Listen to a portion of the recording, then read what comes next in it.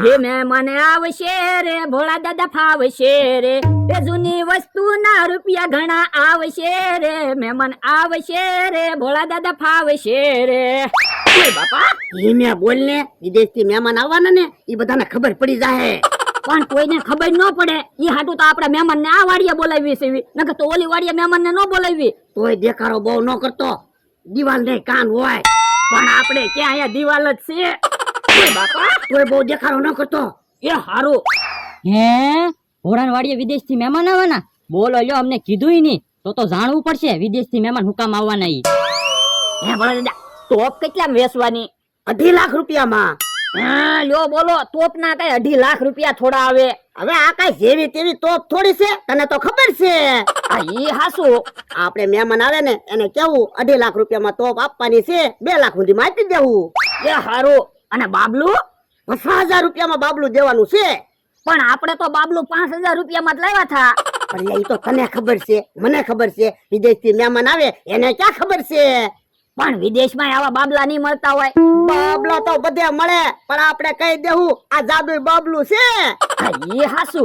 હે લ્યો બોલો, વસ્તુ લેવા વિદેશ થી મહેમાન આવવાના છે તો ભોળાને બહુ રૂપિયા આવશે. હું હે ભોળા દાદા બલૂમ કેટલા રૂપિયામાં આપવાનું? બલૂમ 2 લાખ રૂપિયામાં. તો તમારા કેટલા બધા રૂપિયા આવશે? એટલે તો વિદેશથી વસ્તુ લેવા મહેમાન ને બોલાવ્યા. ગામમાં કોણ એટલા બધા પૈસા આપે?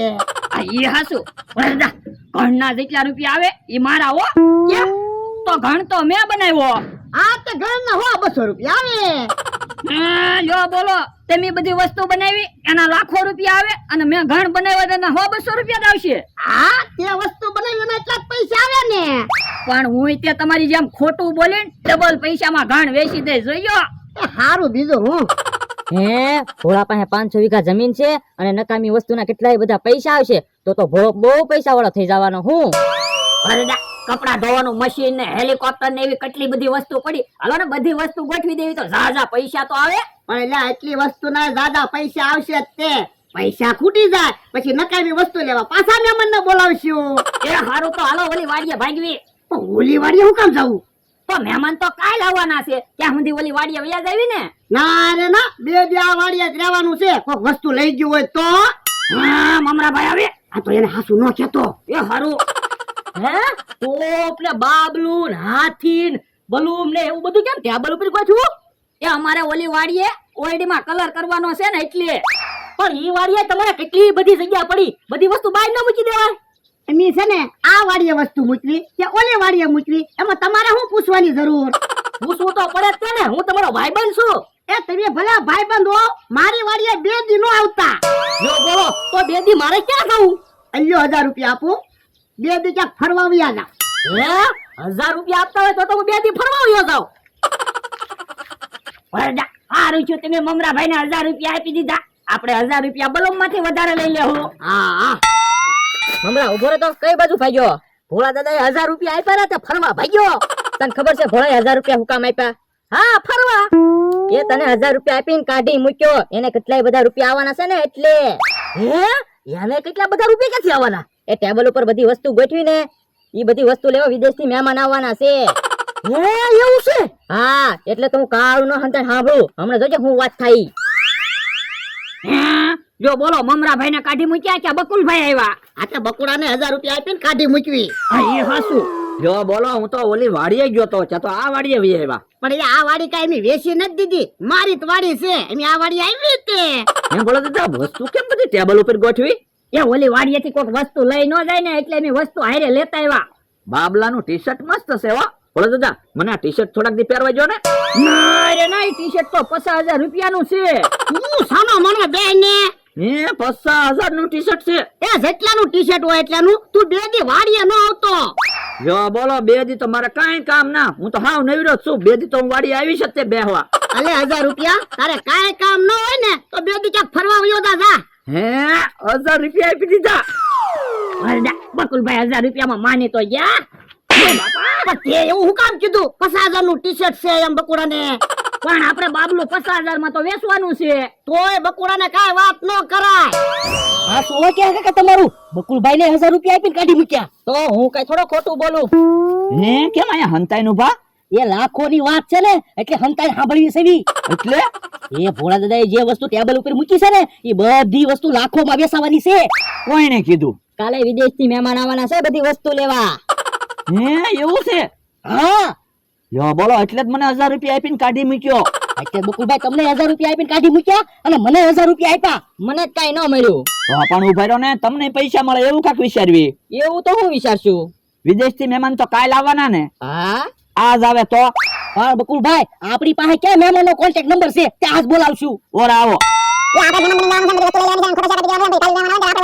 લ્યો. હા, એમ થાય લ્યો. ભોળા દાદા, મહેમાન કાલે હેલિકોપ્ટર લઈને આવે ને તો ઓલી વાડીએ હેલિકોપ્ટર મુકાવીને મહેમાન ને અહીંયા લઈને વહી આવશું. ઓય બાપા, એટલે હેલિકોપ્ટર ઓલી વાડીએ પડ્યું હોય તો બધાને ખબર ન પડી જાય આપણી વાડીએ વિદેશના મહેમાન આવ્યા એમ. એ હારું તો આ વાડીએ હેલિકોપ્ટર મુકાવી દેવું. હે કેવો કે ફફડાટી આવે? કોને ખબર? આ તો એને કાંઈ કહેતો નહીં. એ હારું. હે ભોળા કોઈ મહેમાન આવવાનું હતું? હા, મહેમાન આવવાના હતા પણ કાલ આવવાના છે. વિદેશથી 2 મહેમાન આવ્યા તારી વાડી ગોતતા હતા. ભોળા દાદા, ક્યાંક મહેમાન આજ નહીં આવ્યા હોય ને? કોને ખબર? હે કે હતા મહેમાન ક્યાં હતા? ઈ આમ આવ્યા જો ને. હે મહેમાન તો આવ્યા. કેમ છો? કેમ છો? એ મજામાં છીએ હો. હે મહેમાન, તમે તો કાલ આવવાના હતા ને? એમાં એવું છે કાલે અમારે બીજી જગ્યાએ એન્ટિક વસ્તુ લેવા જવાની છે એટલા માટે આજે અહીં આવી ગયા. પણ હેલિકોપ્ટર નો કઈ અવાજ તો આવ્યો ને? અમે નીકળ્યા હતા તો હેલિકોપ્ટર લઈને જ તે, પણ રસ્તામાં હેલિકોપ્ટર બગડી ગયું તો રસ્તામાં હેલિકોપ્ટર મૂકી દીધું ને અમે સ્ટીમર લઈને આવતા રહ્યા. ભોળા દાદા, હેલિકોપ્ટર તો આકાશમાં ન ઉડે. હા, તો રસ્તામાં કેમ હેલિકોપ્ટર બગડી ગયું છે? એટલે આપણને એવી કાંઈ ખબર ન પડે. વિદેશના માણસો છે, તું સાનો મનો રે. એ હારું. આવવામાં કઈ તકલીફ નથી થઈ ને? અરે તકલીફ તો બહુ થઈ. હેલિકોપ્ટર બગડી ગયું તો રસ્તામાં હેલિકોપ્ટર મૂકી દીધું, પછી સ્ટીમર બંધાવી તો સ્ટીમર બગડી ગઈ, પછી તો તરતા તરતા અમે આવ્યા. લ્યો બોલો, તમે દરિયામાં તરતા તરતા આવ્યા? હા, એન્ટિક વસ્તુના શોખીન જ એવા છીએ ને અમે જોવો ને બધી વસ્તુ ગોઠવીને તૈયાર જ રાખીએ. દાદા પેલું શું છે? આ તોપ છે. એ શું કામ આપે? એ તમારે એક જગ્યાએથી બીજી જગ્યાએ જવું હોય ને તો હેલિકોપ્ટર કે મોટર લઈને ન જવું પડે. અહીંયા બેસી જવાનું ને ગોળો ફોડો ને એટલે બીજી જગ્યાએ વયા જાઓ. ઓહો તો બહુ સરસ વસ્તુ છે. શું કામની વસ્તુ છે. શું બકડું? તો હા બકડું. ભોળા દાદા, આવડા વિદેશના જ માણસો લાગે, નામ તો જોવો બકડું ને મંગડું એવું છે. શું કિંમત છે દાદા તોપની? એ તોપની 2.5 લાખ રૂપિયા કિંમત છે. બસ ખાલી 2.5 લાખ? ભોળા દાદા, આવડાને 2.5 લાખ તો હા ઓછા લાગ્યા. હું હા, શું હું તારું? તો ઘરના તો મારે 17 લાખ રૂપિયા લેવા છે. સાનો મનો ડર ને. દાદા મસ્તી નથી કરતા ને, 2.5 લાખ જ કિંમત છે ને તોપની. હા, દાદા પેલું શું છે? ઈ જાદુઈ બાબલું છે. જાદુઈ બાબલું એટલે?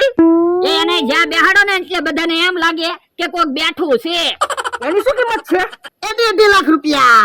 2.5 લાખમાં બાબલું નથી લેવું. કામ કરું તો એટલી બધી કિંમત આપણે થોડા આપી શકીએ બકડું? પણ ઈ તો તોપની કિંમત કેતા થા. બાબલું તો ખાલી 50,000 માં આપવાનું છે. આ 50,000 કિંમત હોય તો બાબલું લેશું. દાદા આ શું છે? ઈ બલૂન. બલૂન એટલે? એ દાદાએ બનાવેલું છે ઈ બલૂન. બોલો અમે તો હેલિકોપ્ટર એરોપ્લેન એવું વસ્તુ સાંભળેલી, બલૂન પહેલી વાર સાંભળ્યું. એની શું કિંમત છે? એની 2 લાખ રૂપિયા. અને એની ખાસિયત શું છે? એ બહુ પવન હોય ને ત્યારે એમ બલૂન નો પંખો ફેરવી પછી પવન ખાવી. બોલો બહુ સારી વસ્તુ છે. શું તો પવન ફૂલ હોય તોય તે એના પંખાના પાંખડા ફેરીને પવન ખાવાનો, એટલે તો સારી વસ્તુ જ કહેવાય ને. બકડું 2 લાખમાં આપણે એ વસ્તુ લઈ લેવી. આ તો 2 લાખમાં બલૂન પણ અમે લઈ જશું. આ તો વાંધો નહીં. હે ભોળા ઘણ માં ક્યાં ઘણા વેસવાન છે? હું હા, ઘણ વેચવાનો જ છે ને. આ શું છે? એ આ જાદુઈ ઘણ છે. ગમે એના વાહામાં મારવી ને તો વાગે નહીં. બોલો પેલી વાર નામ સાંભળ્યું આવું તો. ખરેખર ગમે એના વાહામાં મારીએ તો વાગે નહીં? એ આ દાદાની કેટલી બધી ઉંમર છે, એના વાહામાં હમણાં હું ઘણ મારું ને તો એને વાગશે નહીં. વાગે તો કઈ બોલતા નહીં. જોવો દાદાને વાગ્યું. બહુ સારી વસ્તુ છે હો બકડું.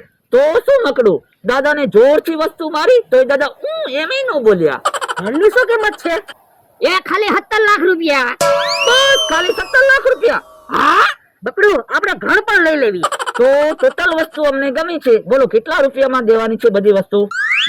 ટોપના 2.5 લાખ રૂપિયા, બાબલુના 50,000, 1.5 લાખ અને 2 લાખ ને 17 લાખ. એ 23.5 લાખ રૂપિયા છે. એક કામ કરો, 25 લાખ રૂપિયાનો ચેક આપીએ છીએ, 1.5 લાખ અમારા જમા રહેશે. કામ કરું? હા આપણે બીજી વાર આવશું ત્યારે બીજી વસ્તુ લઈ લઈશું બકડું. એ વાંધો નહીં. તો એક કામ કરો, આ બધી વસ્તુ પેક કરીને ચોકડીએ પહોંચાડવાની છે તમારે. એ વાંધો નહીં, પોગાડી દેશું. ભૂખ અમને બહુ લાગી છે, જમવું પડશે. ઓલા દાદા કેહા કાકાને પૈસા આપો ને, ગામમાં હોટલ છે ને ત્યાં મહેમાનને જમવા લઈ જાહે. એ હારું, અલે ક્યાં 5000 રૂપિયા ગામમાં મહેમાનને જમાડીને છોકરીએ લઈને આય. એ હારું. તમે ચોકડીએ વસ્તુ પહોંચાડી દેજો હો. એ વાંધો નહીં. ઓલા દાદા તમે તો કેટલી બધી વસ્તુ વેચી તોય તમારે ખાલી 6.5 લાખ રૂપિયા દેવા અને મારે ખાલી ગણના 17 લાખ રૂપિયા આવ્યા. ઓલા એક કામ કરવી, બધા પૈસામાં આપણે બેનો ભાગ, મને કાંઈ વાંધો નથી. એ હારું, તો તમે રેકડીમાં મૂકીને બધી વસ્તુ સોકડીએ પોગાડજો, હું બેંકમાં ચેક મૂકી આવું એટલે હવે પૈસા તો આવે. એ હારું, હબ જા જા. ઉભા રહ્યો, એક કામ કરવી, જમવા નથી જવું, પૈસાના ભાગ પાડી લેવી. એ પૈસાના ભાગ નથી પાડવા, 5000 તમારા બસ. એ પાસે 5000 રૂપિયા મારા. હા, પણ જોવો કોઈને કહેતા નહીં. એ હારું. તો તમારે જાવ હોય તો જાવ, પ્રોપર્ટીમાં તમારો ભાગ નહીં. એ વાંધો નહીં. ગોકુલભાઈ, હાલો હાલો આપણે છોકરીએ ભાગવી. પણ ઉભા રહ્યો ને, હજી તો ભોળા દાદા એને વસ્તુ પેક નહીં કરી હોય. પણ આપણે એને 25 લાખનો શેક આપ્યો એટલે રાજી થઈ ગયા છે. બધી વસ્તુ છોકરીએ પગાડી દીધી છે. તો હાલો જાવી. હે? મહેમાન તો ઘડીકમાં જમીન વહી આવ્યા. દાદા બધી વસ્તુ પેક કરી દીધી. હા, તો દાદા એક કામ કરવું પડશે, રેકડી અમને આપવી પડશે, પછી રેકડી અમે પાછી મોકલાવી દઈશું. એ ના ના, રેકડી મારે નથી જોતી, તમ તારી લેતા જાઓ. ચાલવો મકડું. ચાલો બકડું. એ ભાઈ, મહેમાને મને કેટલાય બધા પૈસા આપ્યા, તો મારે થોડા રેકડીના પૈસા લેવાય? હે? મારો માણા તો બેંકમાં જઈને ઘડીક વારમાં વી આવ્યો. ભોળા દાદા આ શેક તો ખોટો છે. હે? કેમ ખોટો છે? હવે આમાં ગડબડ ગોટાળો લખેલું છે. બેંક વાળા ભાઈએ મને કીધું વયો જા નકર માર ખાય. હે? તો બધી વસ્તુ તો મહેમાન લઈને વી આવી ગયા. તો ઈવડા ઈ કોણ છે? કોને ખબર?